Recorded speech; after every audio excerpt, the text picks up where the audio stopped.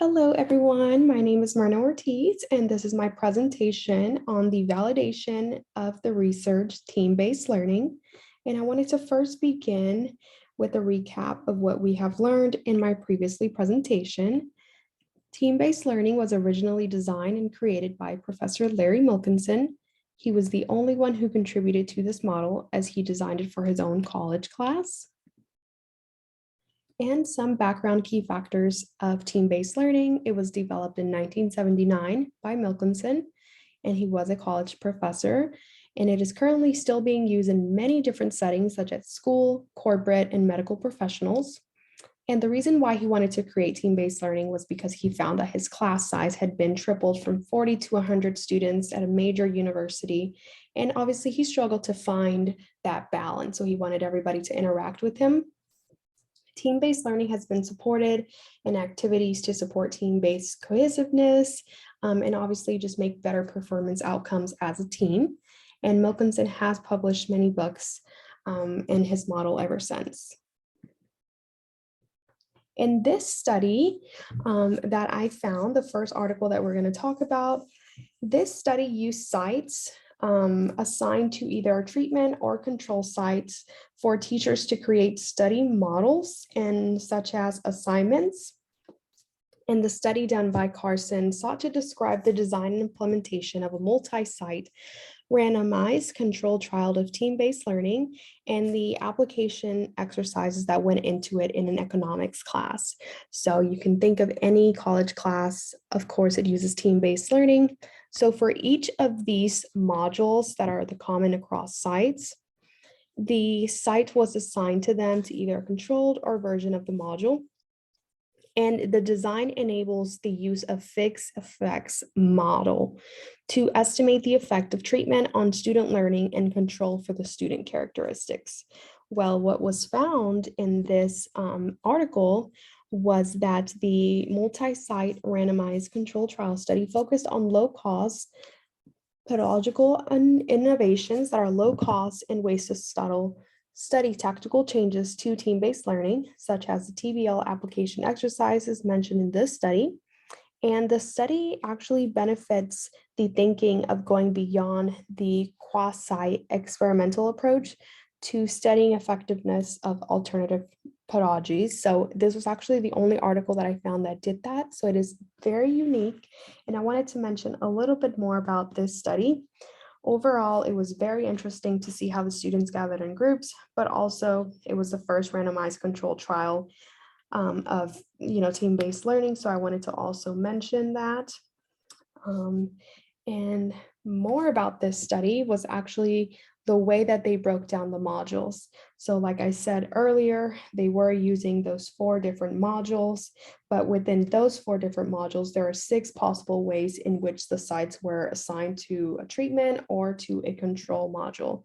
So these are the number of students in those treatments and control modules. So I just wanted to get more information about that.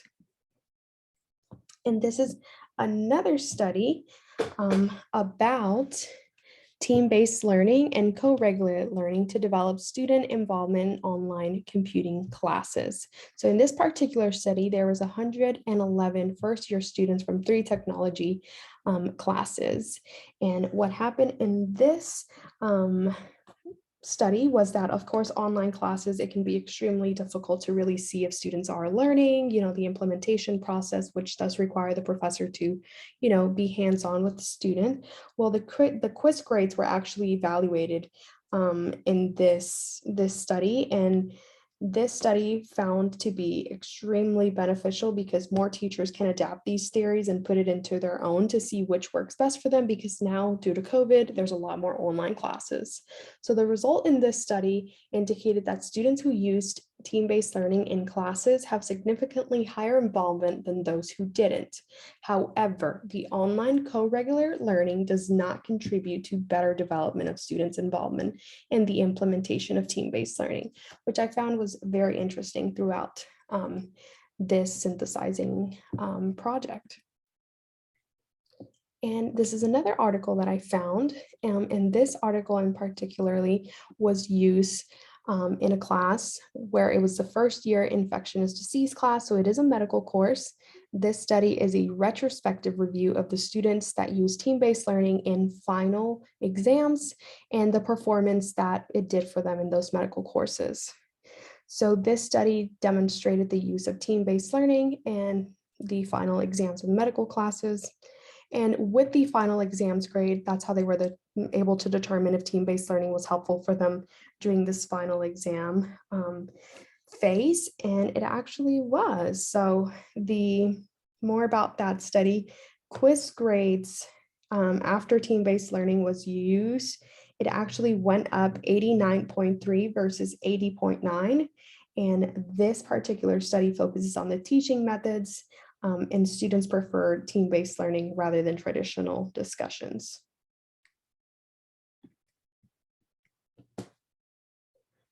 All right, and this other study focuses on the learning outcomes of following team-based learning into a video conference.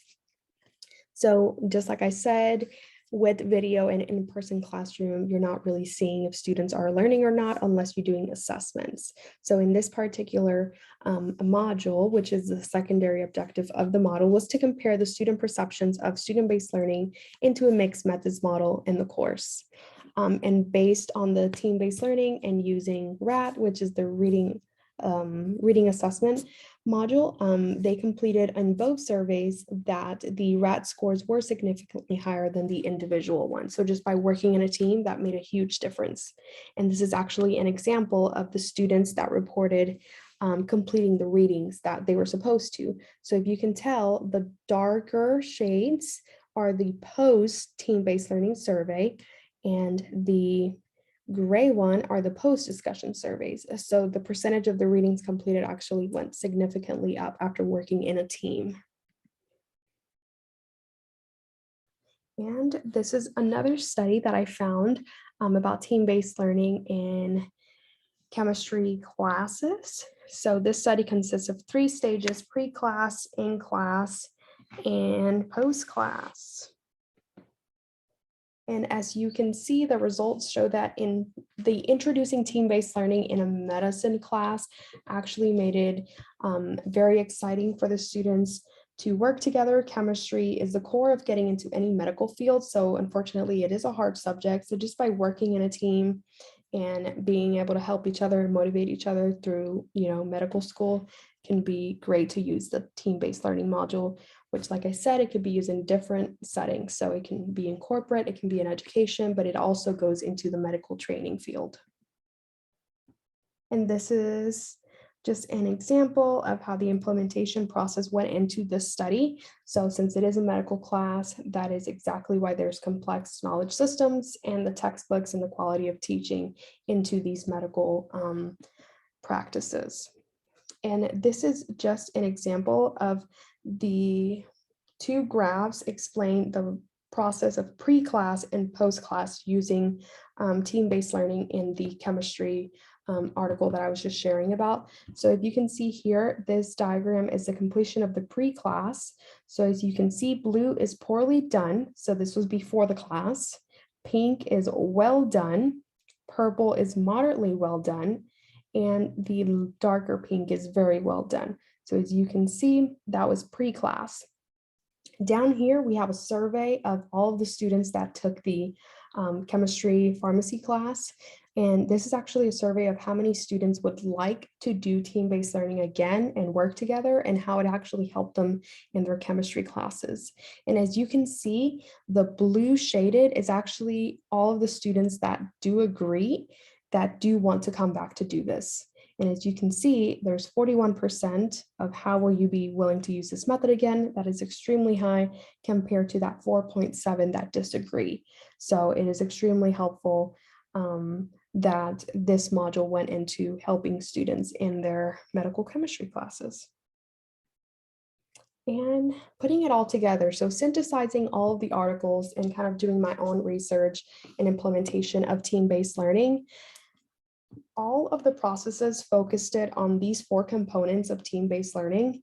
In order to analyze and break down the studies, you have to go into these 4 components, which is carefully formed and managed teams. All of the articles did this. Frequent and timely feedback, that was mentioned in all of the articles, because peer reviewed and taking time to do these studies, to interview students one by one, to send out a survey, it requires time in getting that feedback. The problem solving is incredibly important because team-based learning and problem-based learning are very similar. And of course, just having that student peer evaluation, because it is team-based learning. So students are working together to, make a difference and see if they can work well together, which is essentially what the module is. And this is the process used to validate team-based learning. And with all of the articles that I found, it is simply just a 3-step cycle. When Larry Milkinson created it, he wanted to create something that was not necessarily easy, but that it was easier to comprehend rather than other teaching methods that have been in the past, other theories that have been in the past that are just extremely difficult to remember. Becoming a new teacher, what are you going to use in the classroom? Going from a 40 to 120 students, how are you going to remember to do all of this? So preparation pre-class is extremely important. The readiness assessment is incredibly important because many factors go into it. So IRAC goes into it, the feedback goes into it, the appeals, and of course the instructor feedback to make sure that students are learning what they are supposed to. And the application, of course, concepts. Those in-class application activities, anything that is done on Zoom breakout rooms, anything that's done in class, any group presentations, really just sitting down and talking about what you learned is very beneficial to the students. And I think that's why team-based learning is really never going to go away. And it is really just a model that is still being used today, and it will continue to be used. And now to talk about the negatives and the positives of this model. So after synthesizing and learning more about the implementation and the process that really goes into this model, I will have to mention the negatives. So it is time consuming. It requires a team to analyze and create a hypothesis, of course.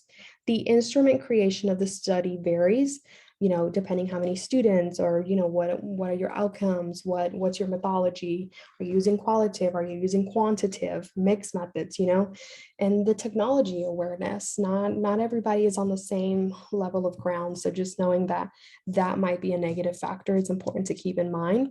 It requires implementation and training and education.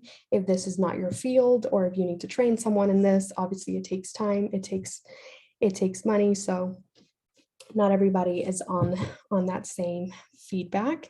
And the positives, it can be low cost depending exactly what study and theory is being used. But for the most part, team-based learning can be very inexpensive.